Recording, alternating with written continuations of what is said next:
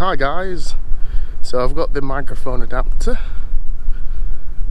and it's all set up, so let's have a bit of a sound comparison. The Boya versus the GoPro. Here we go.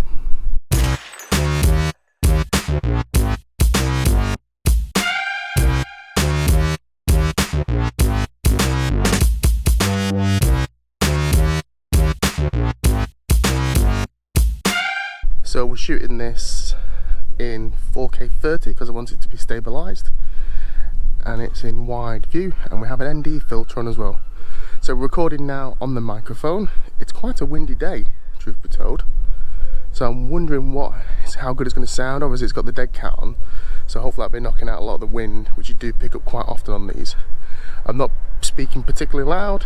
I'm probably speaking quieter than I would a standard conversation. So there we go, that's with microphone on. And now this is using the Hero 5's built-in microphones, which are pretty good actually compared to the Hero 6 microphones, which are pretty good compared to the Hero 5, which I found to be very, very thingbobby. Just, it didn't seem to work. But then I do find sometimes on the Hero 6, it's hunting for the channel, so sometimes it's like bang on audio, then next thing you know the audio is really, really rubbish. So this is without the microphone on. So there we go, now with the microphone back on.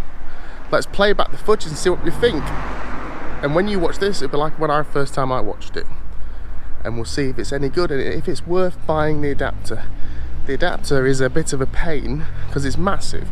Don't really know why they had to make an adapter so massive just to do such a simple task, but nevertheless, it's all set up now, and hopefully this is the world's greatest vlogging setup. Thank you for watching, and we'll see you soon.